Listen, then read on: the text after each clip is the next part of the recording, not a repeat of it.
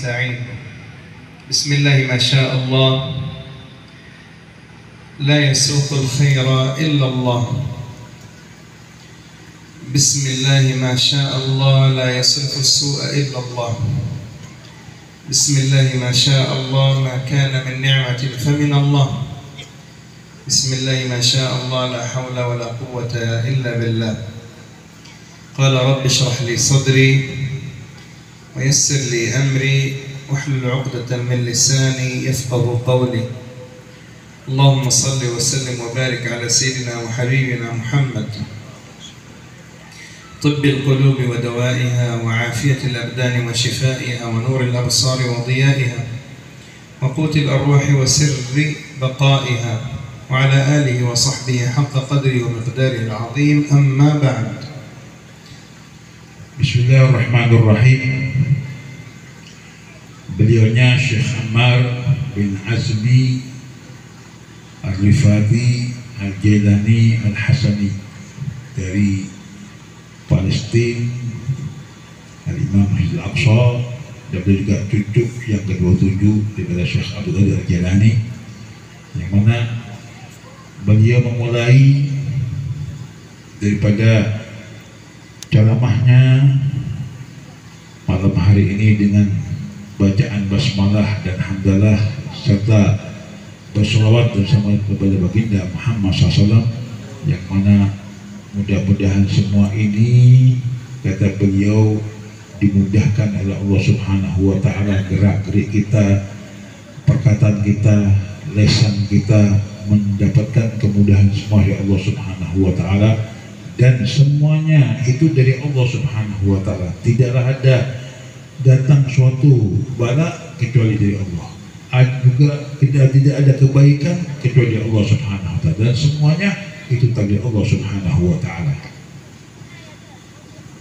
أولا أود أن أقدم شكري لحبيبنا المحبوب الداعي إلى الله حبيب علوي المحضار، نسأل الله أن يحفظه ويطيل في عمره ويرزقه الصحة والعافية، وأنا أستبيح وأستبيحكم جميعا عذرا على تأخيرنا.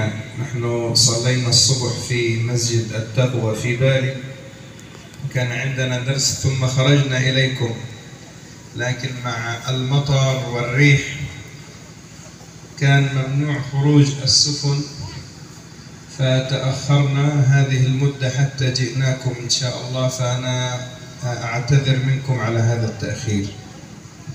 Kata beliau dengan tawaduknya mengatakan berterima kasih dan syukur kepada kita, dan beliau juga mendoakan kami dengan sehat walafiat, panjang umur, dan juga panjang hasilnya pada hitungan insyaallah sehat walafiat panjang umur seterusnya, yang mana beliau mulai tadi subuh, beliau sholat subuh di Masjid Taqwa di Bali.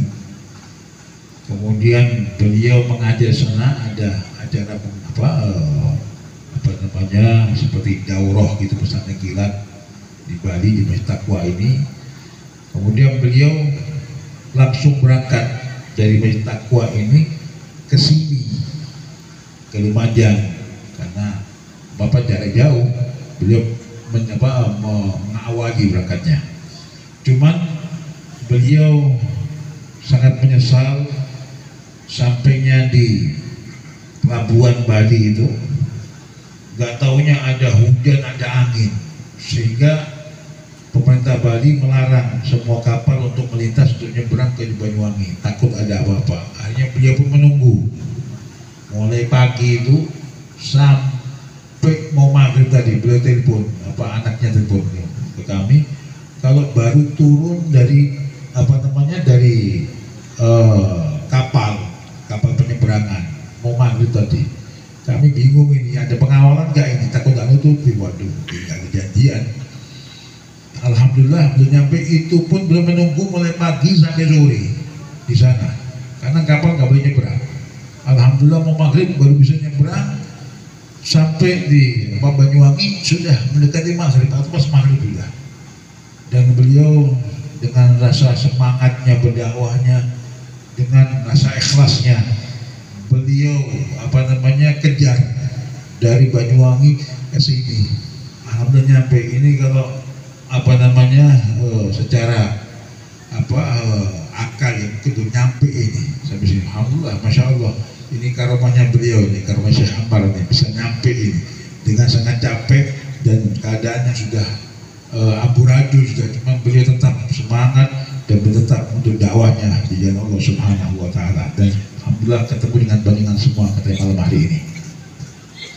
أيها الكرام، في هذا المجلس المبارك نحتفل ونحتفي ونستذكر ذكرى الإسراء والمعراج، هذه الحادثة العظيمة المباركة التي جاءت لتسري عن رسول الله صلى الله عليه وسلم كل هم وكل حزن وكل تعب وكل شدة لاقاها عليه الصلاة والسلام في دعوته إلى الله.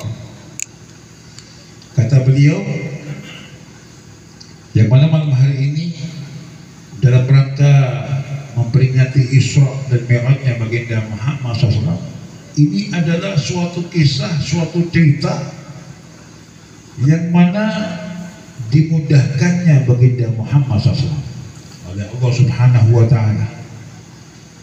Dan juga di situ juga Allah memberikan kepada baginda Muhammad SAW ini kemudahan, kelancaran, kepuasan dari apa yang sudah dicapai oleh baginda Muhammad SAW sebelumnya di dalam dakwah yang penuh dengan liku-liku, dakwah yang penuh dengan siksaan orang-orang kafir, dakwah yang penuh dengan suatu gangguan-gangguan yang begitu besar dari orang-orang kafir, sehingga baginda Muhammad diperjaga ini untuk menyenangkan hatinya baginda Muhammad SAW supaya hilang itu sumpah galau semuanya. وجعل هذه الرحلة آية تدل على عظمته سبحانه وتعالى. Dan juga dijadikan kepergian baginda Muhammad atau pariwisata religi ini yang mana untuk menjadikan baginda Muhammad SAW menjadikan semuanya kesukaan dihilangkan oleh Allah Subhanahu wa taala untuk disenangkan baginda Muhammad SAW. هذه الرحلة العظيمة لابد لنا أن نأخذ منها بعض الدروس والعبر. Dan rihlahnya baginda Muhammad SAW ini rihlah yang sangat agung, bukan rihlah yang ada atau bepergian yang biasa, bukan. Ini sangat agung karena tidak akan nyampe pada akal manusia. Ini sangat agung, sangat azim, dan ini untuk khusus baginda Muhammad SAW. الدرس الأول كي يسنوي تعال هنا لماذا تخجل؟ ما شاء الله يأتي من بروفولينغو.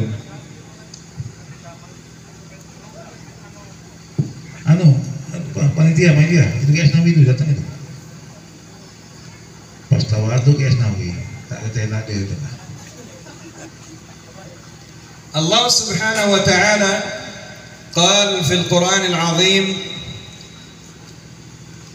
سبحان الذي أسرى بعبده ليلا من المسجد الحرام إلى المسجد الأقصى الذي باركنا حوله لنريه من آياتنا.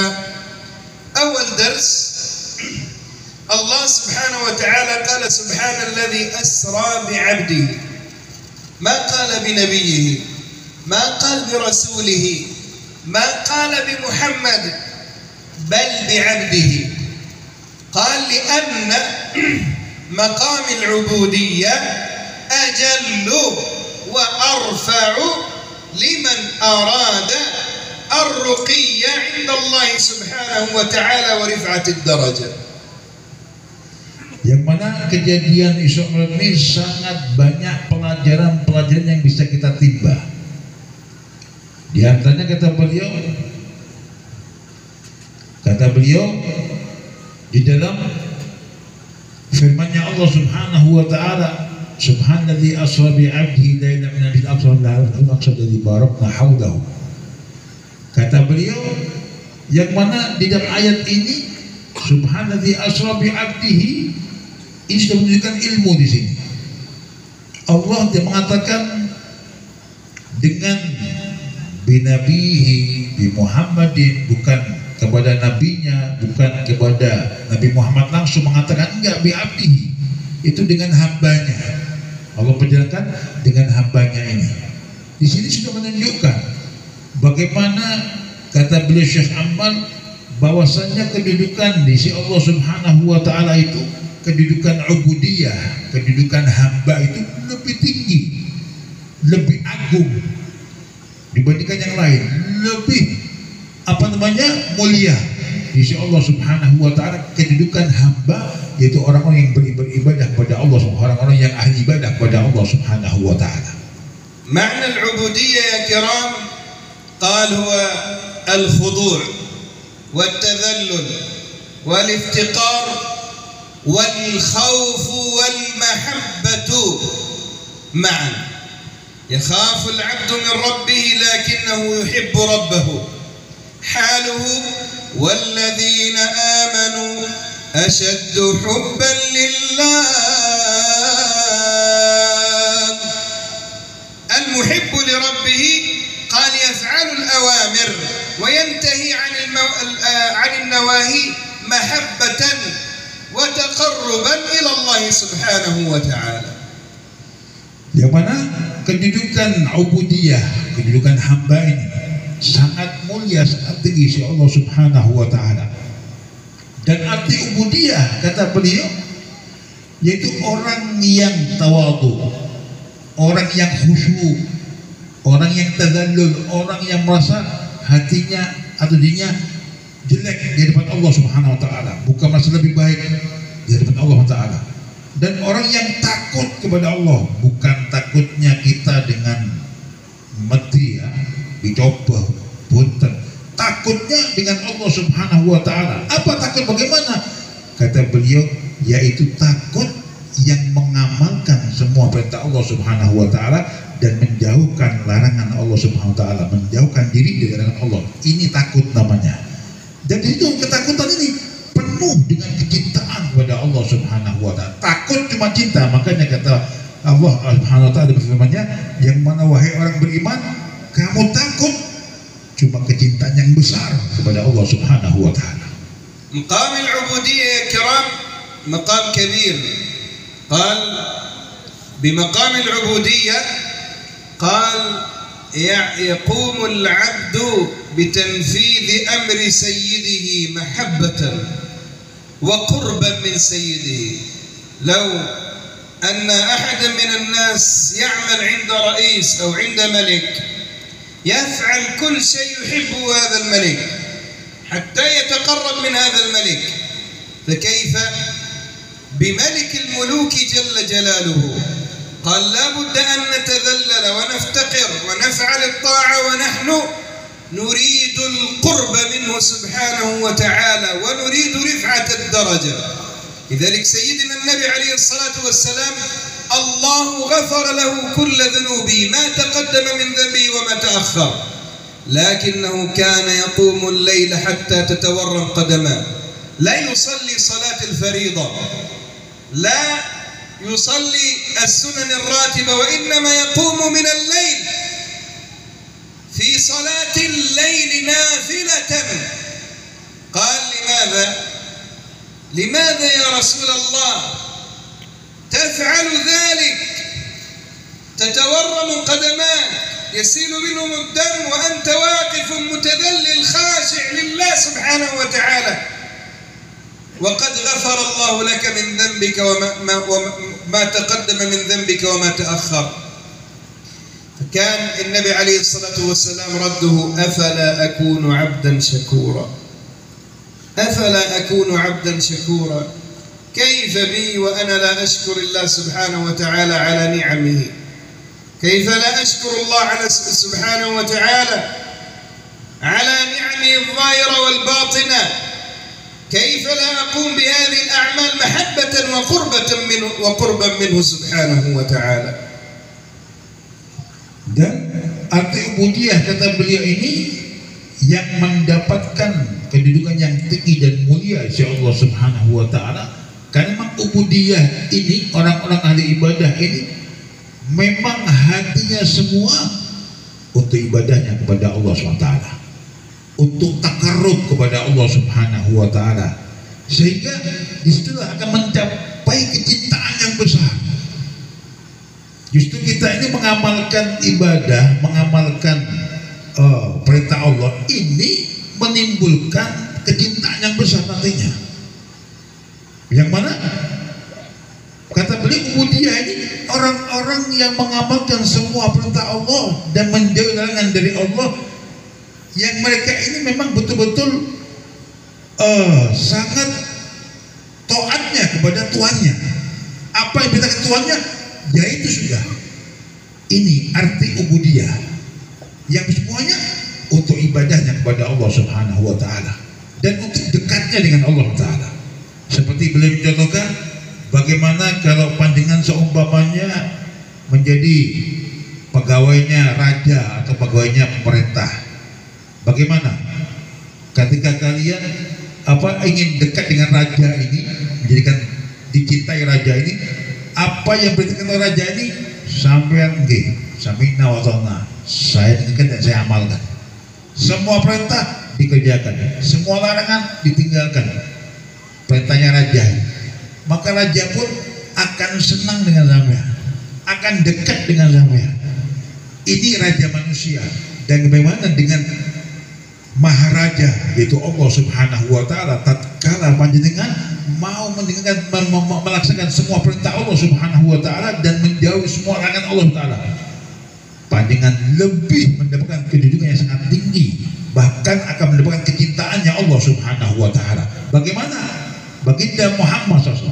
Kita lihat kedudukan Nabi kita Muhammad yang gak ada lagi di atasnya sudah. Nabi kita Muhammad ini paling tinggi, paling dekat dengan Allah ta'ala kecintaannya. Kenapa? Karena kita lihat bagaimana ibadahnya baginda Muhammad SAW. Itu baginda Muhammad mendapatkan kecintaan Allah bukan gratis, kata beliau. Apa? Beliau baginda Muhammad ini menjadi semua perintah Allah, bukan cuma sholat lima waktunya, bukan cuma melaksanakan sunnah-sunnahnya saja. Beliau bahkan tidak tidur semalaman, yang mana dalam keadaan ibadah kepada Allah, sampai ya tawarab qadamah, sampai lututnya ini bengkak.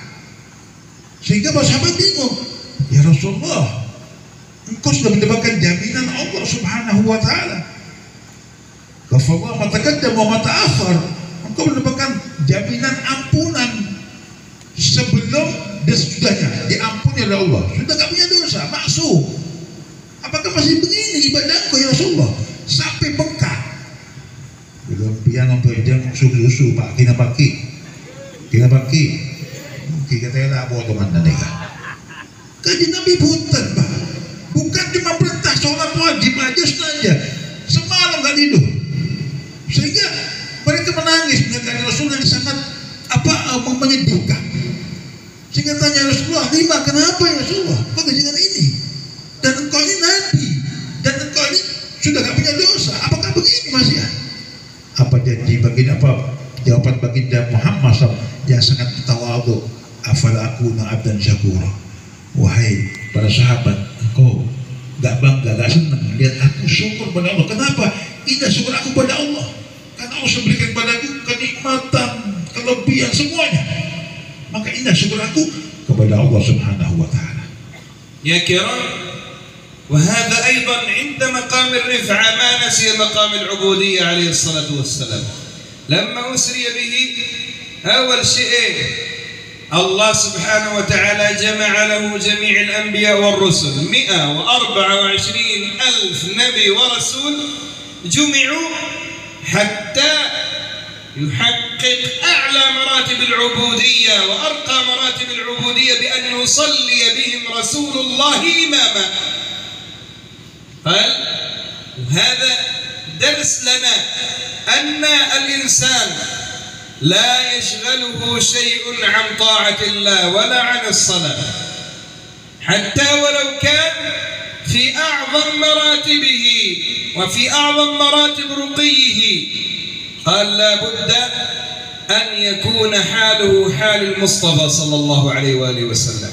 لذلك سيدنا النبي في رحلة المعراج رأى أهل الجنة ورأى أهل النار، سمع صوت نعلي سيدنا بلال سوارة صندل ibu suara hati istri, sinetron suara hati istri, suara sandal Bilal. Ibu alhamdulillah la yahdaru suara hati istri wala sinetron ikatan cinta wala sinetron azab. Alhamdulillah. سمع صوت نعلي سيدنا بلال كأنه يمشي الجنة، فسأل سيدنا جبريل يا أخي جبريل صوت من هذا؟ قال هذا صوت نعلي بلال ابن رباح. بعد رحلة الإسراء والمعراج سيدنا النبي يسأل بلال يا بلال بما سبقتنا إلى الجنة؟ تلس عمامتك، كيف أنت تسبقنا إلى الجنة حتى نعليك في الجنة؟ قال يا رسول الله يا رسول الله صلوا على النبي محمد. كم ننتك الحمد لله. قال يا رسول الله ما توضأت وضوء إلا صليت بهذا الوضوء ما كتب الله لي. قال بهذا سبقتنا يا بلال. الصحابة الكرام ومنهم بلال فهموا تحقيق مقام العبودية لله سبحانه وتعالى، كان حالهم حال العبد الذاكر، حال العبد القائم، حال العبد الصائم مثل سيدنا ابن عمر، حال العبد المتفكر مثل سيدنا أبو بكر رضي الله عنه.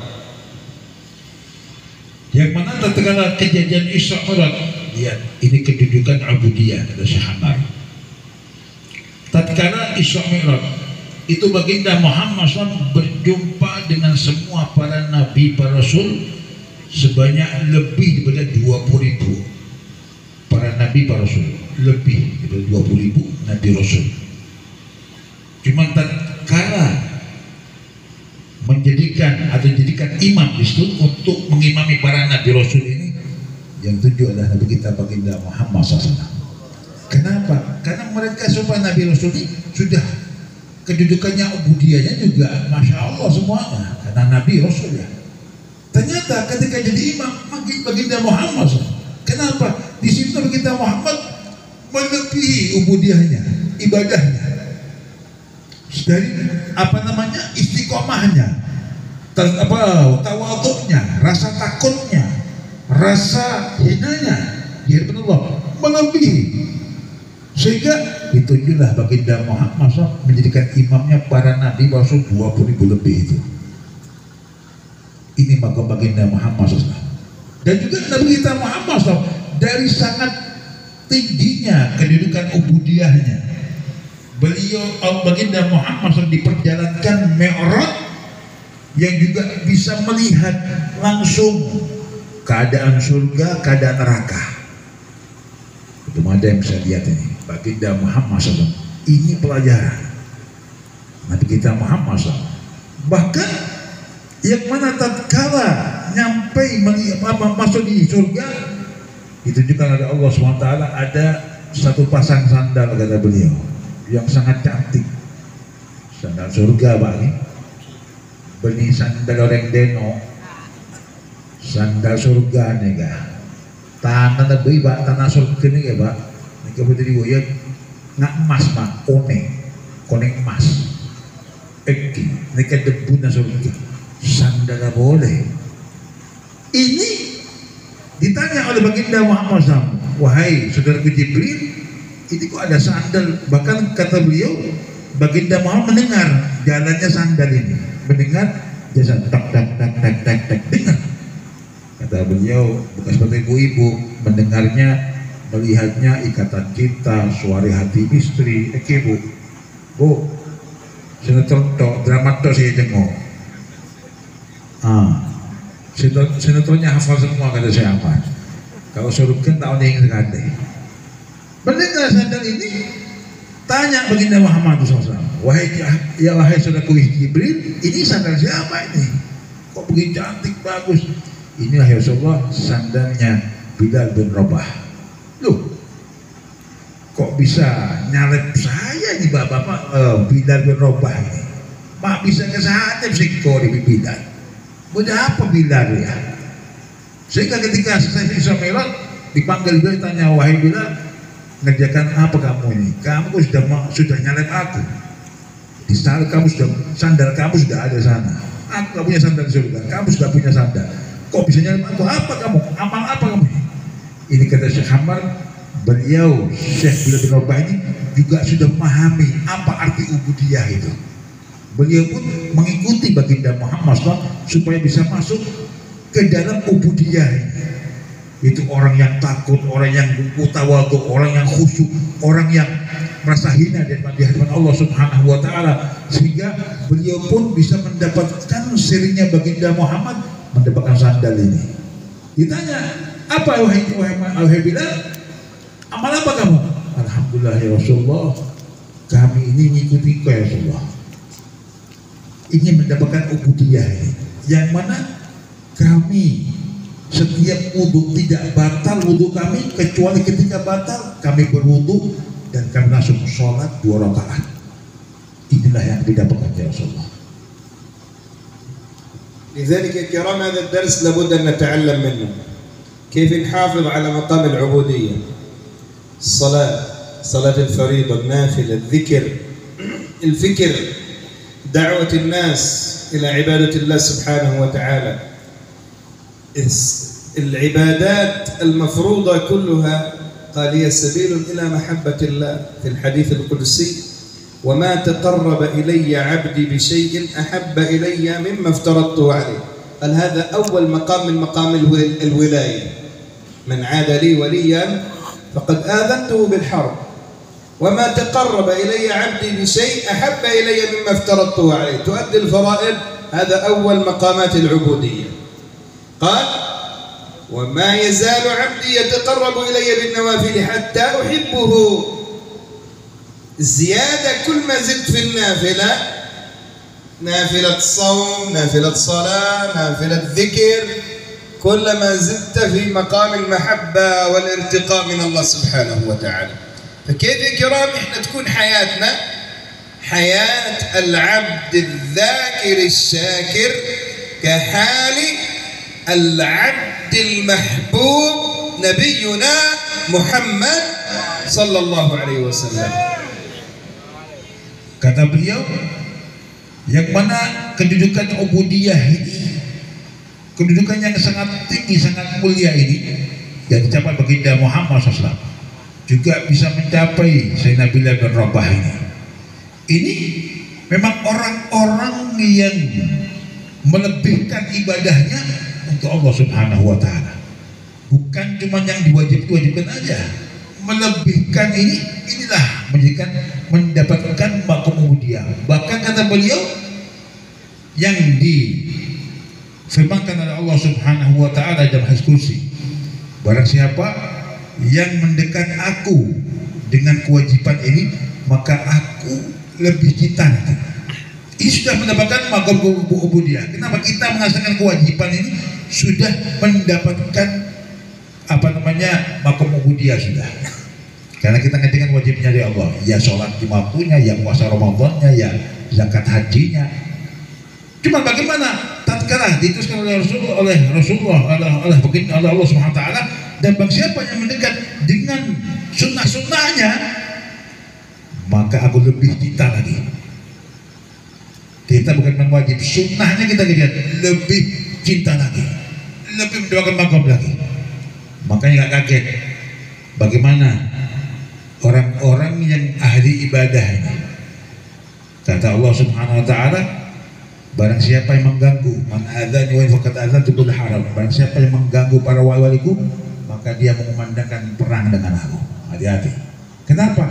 Karena para aulia ini sudah mendapatkan maqam ubudiyah, ibadahnya lebih. Bukan cuma yang wajib-wajib tok, yang sunnahnya istiqomah bahkan ditambah-tambahin lagi. Puasa sholatnya juga sunnah, puasa wajib juga sunnah, zakat wajib juga sunnah, terus sunnahnya ini kedudukan.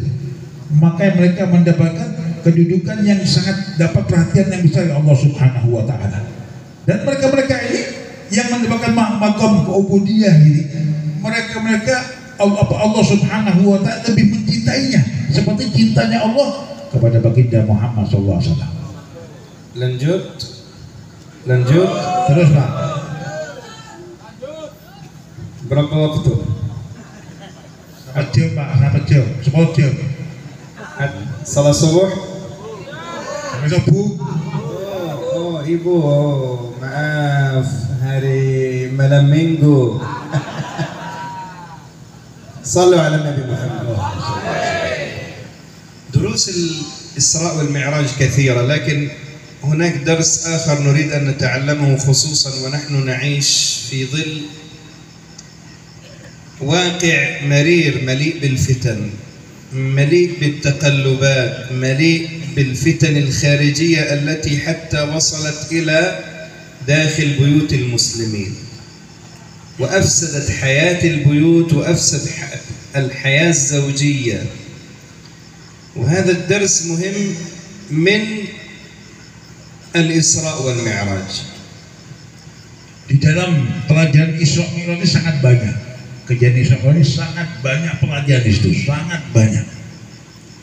Juga yang perlu kita ambil, kita timba. Juga beliau ingin juga memberikan pelajaran yang juga berhubungan dengan Isra Mi'raj. Untuk apa kejadiannya baginda Muhammad SAW ini? Bagaimana yang mana kejadian-kejadian yang di akhir-akhir zaman ini, yang sudah habisnya akhlak-akhlak kita, yang sudah besarnya fitnah-fitnah di akhir zaman, bahkan fitnah itu sudah masuk di tengah-tengah keluarga kita, pada istri-istri kita atau suami-suami kita, sudah masuk ke situ. Ini pelajaran juga yang sangat penting kita timba. Di samping pelajaran Isra dan Mi'rajnya baginda Muhammad SAW.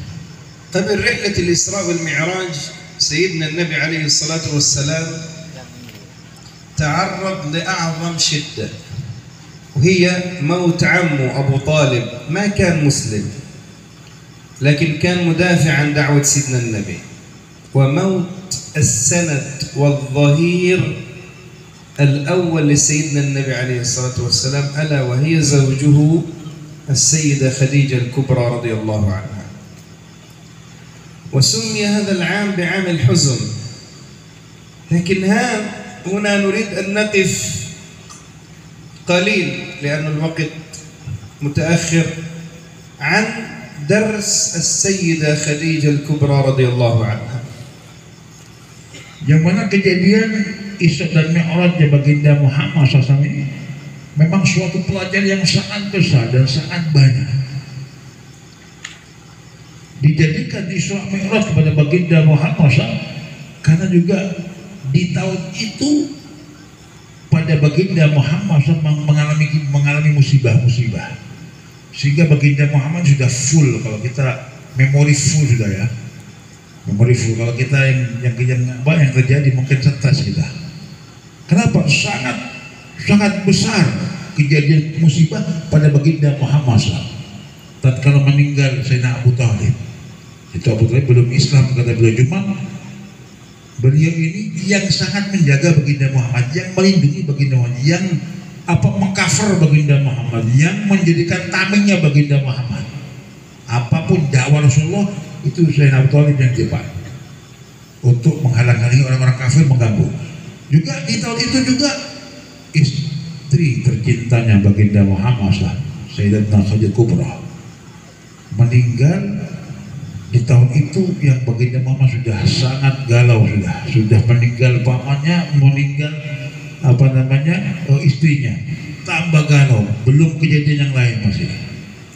الدرس السيدة خديجة هي من اختارت رسول الله للزواج منه، ورسول الله اختارها لفطانة عقلها ولرجاحة عقلها ولحكمتها. وهذا درس لنا أن الإنسان المسلم قال لابد أن يكون عنده حسن الاختيار في الزوجة، فاظفر بذات الدين تربت يداك. والمرأة لابد أن يكون عندها حسن الاختيار للزوج، إذا جاءكم من ترضون دينه وخلقه فزوجوه.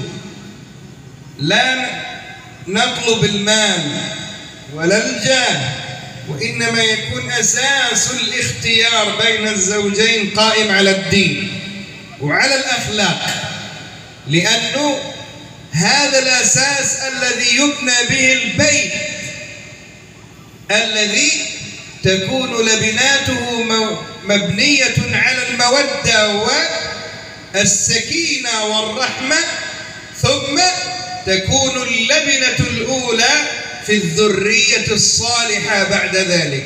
فصلاح الأبناء قال من صلاح الآباء.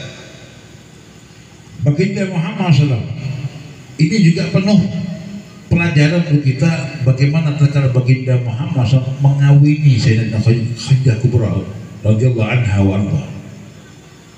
Lihat pelajaran yang besar. Beliau mengawini Sayyidatina Khadijah Al-Kubra, bukan sekedar kawin. Kenapa? Di situ Sayyidatina Khadijah ini memiliki keistimewaan.